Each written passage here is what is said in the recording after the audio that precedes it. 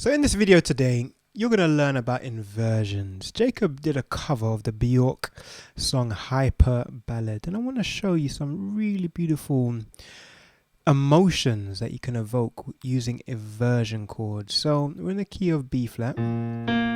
This is the world that we're in. The key notes as follows. So B flat, C, D, E flat, F, G, A, and B flat. Now, there's two kind of main chord progressions. The first one is chord 4, so E flat. First inversion of B flat, so chord 1. So got the D on the bottom, first inversion. Then you've got a C minor. And then back to our first inversion of B flat major. So with a bit of time to it, it'd be like this.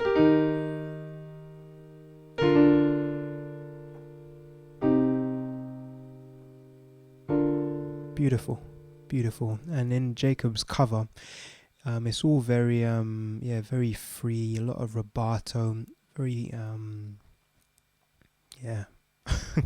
very impactful, I would say. Do check out the cover that he did, and also I'll leave a link in the description section below as well of a full analysis that I did while reacting to that song. Yeah, and as you can see, the second chord incorporates this inversion. Now let me show you the beauty of this. If I play the first chord of E flat and then I went down to just a D minor, so I kept this bass note on the D, but I just played D minor and I went to C minor.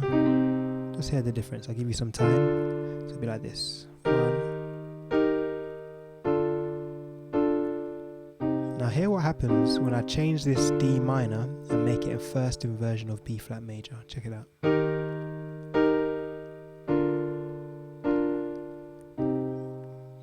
Beautiful. If you notice, between the first chord and the second chord, and it works well in this context, where we've got this mutual B flat.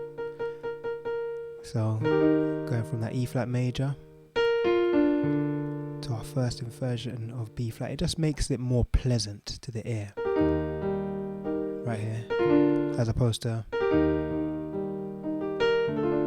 that's got its place, but that's very functional, whereas this one, you incorporate in the first inversion, really does make it seamless. And in this chord progression of going from chord 4 to chord 3 to chord 2, it works perfectly with the bass. The bass is moving just down by a step and then back up by a step in terms of the major scale. So having this mutual note, especially in this context of the B flat, it's actually very helpful. You could even keep it in there.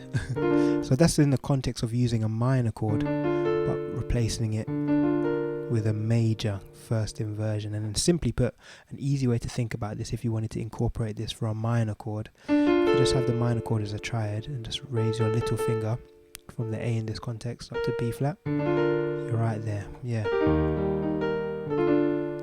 Alright, so as we build forward in the song, Jacob does this kind of thing. So first time we'll keep it as such with the C minor. Check this out, what's going to happen next. So E flat, first inversion. Check this out. That's a head turner. Same principle though. If we take this C minor and move the G up, we've got a first inversion of A flat. Now granted, one reason why that is very much a bit of a surprise is because that A flat is not in the key of B flat. So that's an emotional choice to put that on there. Check it out, because you really can feel that. Yeah. Yeah. You can even add in there add 2 as well. So yeah, so as you can see, just by raising that single note, the highest note in the minor chord, so you got the root, the third and the fifth, just raising the fifth up, semitone. Yeah, that's going to give you that first inversion of, in this particular key, it will be first inversion of A flat. So yeah, And also another thing to have in mind, when you raise up that little finger, that will be the respective major chord that you're dealing with. So in this case it's A flat. Alright, so the chord progression, as I say, you got this chord 4, chord 1, the first inversion, back and forth. But I also saw this being used as well in the next chord progression, which builds like this. It goes from chord 4, excuse me, up to chord 5, and then right there. So chord 4, chord 5, which would normally be, you'd expect it to be minor, but same idea again.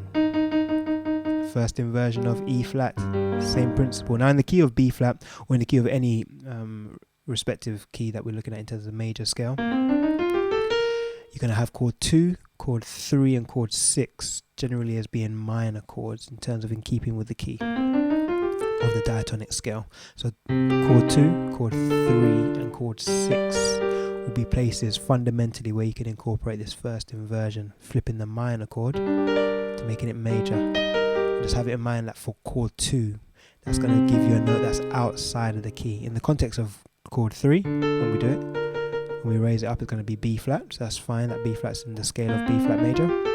In relation to the 6, the G minor, we lift up the top note, it's going to lift up to E flat, and that's fine. That E flat is in the scale of B flat major. But when we go to the C minor or chord 2, you're bringing in the flat 7 note. 1, 2, 3, 4, 5, 6, 7 flat. So let's be aware of that. Alright, so that's in a minor context, but Jacob didn't stop there. Now I did touch on this already in terms of the verse. We had chord 4, and then we went down to first inversion of chord 1. We were utilizing, I'm getting ahead of myself. No, we were looking at the minor context before, that's fine. So before we had that minor, chord 3, as I was just talking about. So get a bit ahead of myself. But Jacob flipped it around and used it also in a major context, using it for a major chord and building on a major chord. Let me show you what I mean. So before, when we had a minor chord, by lifting up our top note, we made it a major chord of some sort. Now what's interesting is where Jacob did it on chord 5. So in that second chord progression where you had 4 and then 5 to this 6, or first inversion of chord 4, and then we've got 7, 1. So what's interesting for the 5, I heard him do this kind of thing, this idea of having chord 1 second inversion now. So let's look at that. So rather than having chord 5, which would be F major, we're going to lift up the middle note up a semitone, and the top note we're going to go up a tone.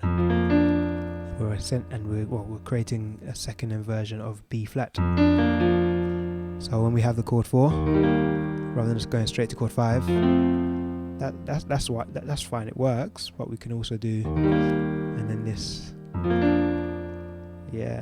before our first inversion. Now, what I heard Jacob doing also is that for after this first inversion chord, for the chord of 7, now that would ordinarily be like a diminished, if you want to kind of keep it in relation to the diatonic scale. But Jacob's using a first inversion. So once again, we see inversions cropping up. And this is a very common one. I've noticed for chord 7, just in general, in a lot of pop music, it's going to be a first inversion of chord 5. So that's something to also bear in mind as well. So for chord 7 specifically, which you may expect to be a diminished, often it's used as a first inversion, in terms of chord 5. Now, what I was going to say in terms of the chord 5 though, is that Jacob doesn't just play triads. He does this kind of stuff.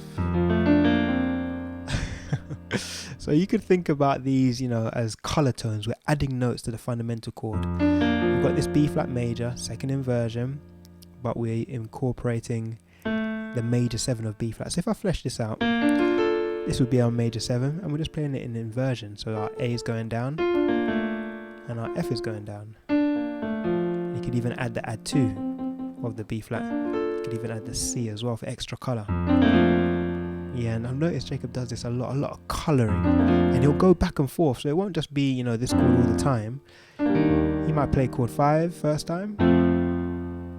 So let's compare, and then the second time we'll just add the major 7 in of B flat. That's so nice. That will be essentially B flat major 7 third, no, second inversion. Yeah, of course. Yeah, with the F. Yeah. Yeah. Second, third time through, we might just add 2 on the B flat, like that. You know, so many ideas, but fundamentally it's coming from this idea of using inversions. Likewise, in the initial progression, we have E flat major, first inversion of that B flat. When he went to this chord, yeah, you could do something like this. I like this approach. So you got the add 2 of A flat, and I'm leaving out the third because the left hand's already playing the C, so I've got this, you know. And you've really got to listen to how he did it. Like, there was so much space when he was playing.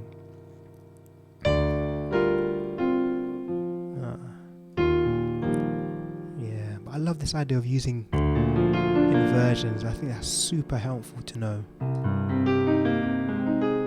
Yeah.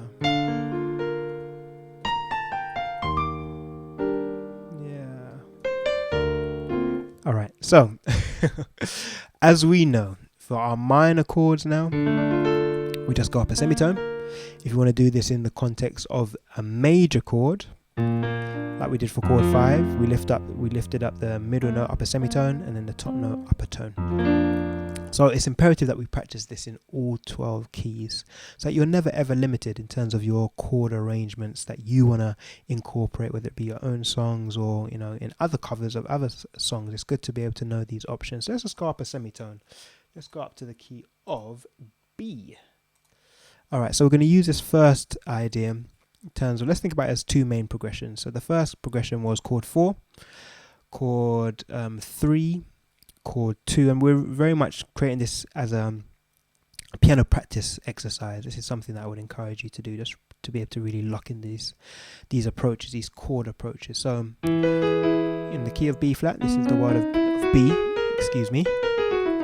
So we had chord 4, chord 3, chord 2, and then back to chord 3. That was essentially the fundamental chord progression. So let's look at that. So we had our chord 4, and then we're going to think about doing, rather than playing our minor chord 3 of D flat, D sharp minor, we're going to be moving this top note of D sharp. Let me get my notes right. A sharp up to B, excuse me. So from the E, we're going to be going to here. Yeah. Now for our C sharp minor chord, that G sharp is going to move up to A. Yeah. So I would compare and contrast. So maybe do one round where it's just straight. Chord 3, chord 2, chord 3, then chord 4. Now we'll do our first inversion here. And then we'll just keep the chord 2 as it was. And then for this last round, we'll incorporate first inversion of chord 1 and then first inversion of this A. Yeah. And then back and forth. Let's get really comfortable with it. And then mix and match. So sometimes do it and then maybe leave it off. Yeah. Alright, then for the second chord progression, we had chord 4, chord 5, chord 6, chord 7, and I'm going to put the first inversion chord of chord 5 for chord 7 because that's pretty set. Yeah, we're going to do it as such. We're going to lock that in. So that will be our foundation. Yeah, so this is our foundation, chord 4 to chord 5 to chord 6, then first inversion of 5 to the 1. Now we're going to incorporate Jacob's idea for the 6 now. So this G sharp minor, we're going to lift it up and make it a first inversion as such. Here we go. Yeah.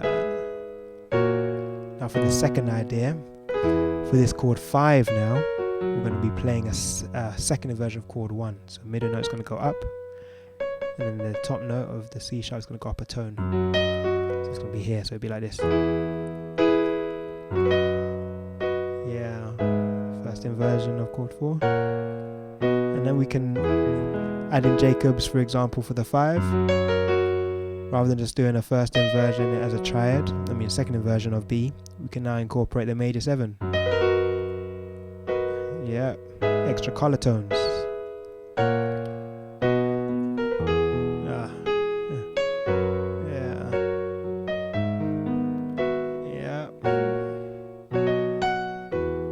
Beautiful. Let's do it one more. Let's go to the key of C.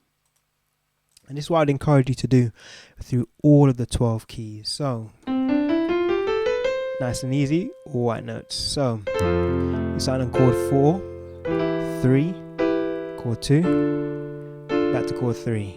So now we're going to incorporate Jacob's idea. For the chord 3, we're going to do a first inversion of C. So I'm lifting up that by a semitone. Back to the 2, keep 2 as a minor. Back to the first inversion. Alright, now for the 2, we're going to incorporate Jacob's first inversion idea. So, which is going to raise up to here. Yep. And you can just go back and forth and add your color tones. Like that. Yeah. Whew. Yeah. Yeah. Alright, for the second chord progression we had chord 5. Chord 4. F major. Chord 5. 6. And then we're going to do this first inversion of chord 5 for 7. This is the 7 note, but we're going to lock in this first inversion of chord 5 for the chord 7. Alright, so for the 6 now, we're going to incorporate Jacob's idea. Here we go. Yep. Now for the 5, we're going to make it a second inversion of chord 1 right here. So the middle note's going up a semitone, top note's going up a tone. Yeah. Just add in our color tones now. So for the 5, rather than just doing a second inversion as a triad of chord 1, we'll add in the 2. So we're adding the D. Yeah, first inversion of chord 4. Yeah. Maybe with the major 7. Ooh, I love that one. Yeah.